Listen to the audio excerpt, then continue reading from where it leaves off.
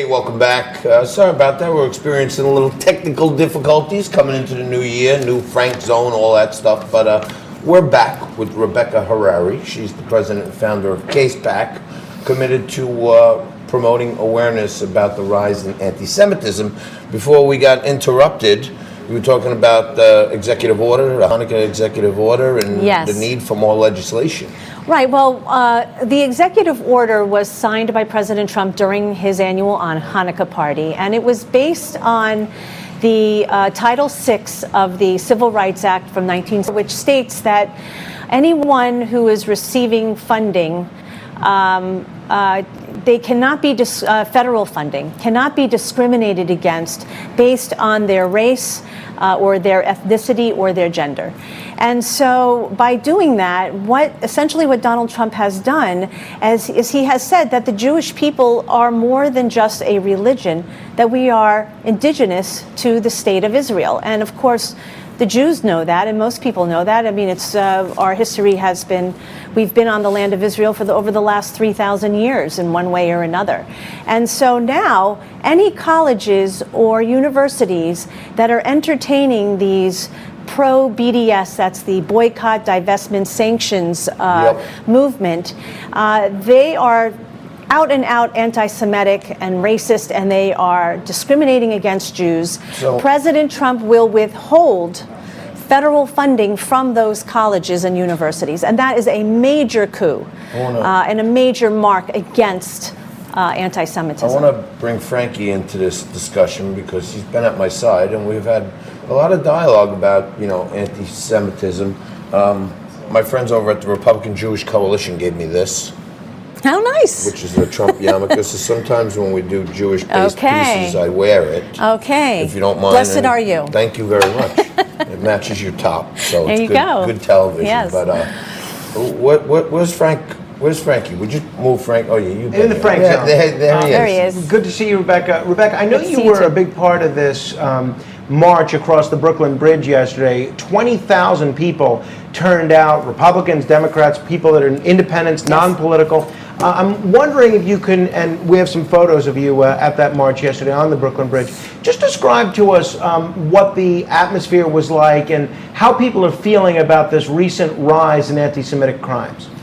Well, first of all, the anti-Semitic crimes from 2018 to 2019 has increased. The NYPD, at least in here in New York, which is indicative of all across the country, has increased by more than 24%. That's a huge increase. And so I marched with pride, along with not only Jews. First of all, it was over 25,000 people right here in New York. Attended right here in New York. We symbolically crossed the Brooklyn Bridge. We walked over the Brooklyn Bridge in an effort to bridge the gap between all the different minorities and everyone in New York. Blacks, Jews, the Muslim people, Christians, you name it, we were all there. I saw people from every creed and every race crossing the bridge. We were arm in arm, walking together, and it was a beautiful moment. And I felt very proud not only to be an American, but to be a Jewish American as I walked across the bridge. So you are not only the president, you're also a member. Like, you get out there on Sunday and put the boots on the ground, set an example. I don't think enough people realize that makes a difference. You know what I mean? One person, but it really does. That's why you do it. Say, hey, I'm trying to be the leader of this organization. I'm out here meeting with other people, shaking hands, hugging, spreading the love. Well, what was nice about the march was that afterwards we all came together for a rally. And we didn't have any politicians speaking. There were no politicians that got up to the microphone, which is great. Wonderful. We were showing that it's not about whether you're a Democrat or Republican. Instead, we had presidents of major Jewish organizations. We also had Cardinal Dolan came up and spoke. Black leaders got up and spoke. Muslim leaders got up and spoke. And it was important to show that we are in this together, that we are here and it's all together. And more importantly now, it's time to take real action. It's time to implement and mandate education in public schools, that is Jewish education, Holocaust education, to show and to teach the history of the Jews. That's going to be a tough one, but I agree with you. It's starting to move through Congress, and we're very excited about that. I want to ask you a question. We've had some other guests on who have laid some of the culpability for this at the feet of the most prominent Jewish elected officials, like Schumer and Bernie Sanders. How does Bernie Sanders and the money that most of the money that he gets in is from BDS supporters? How does he square up with the rest of the Jewish party as someone of Jewish faith? Well, I mean, I think that's a mystery to everybody. This is a man who was born a Jew, but certainly isn't acting like one. He has really hurt the Jewish people more than words can express.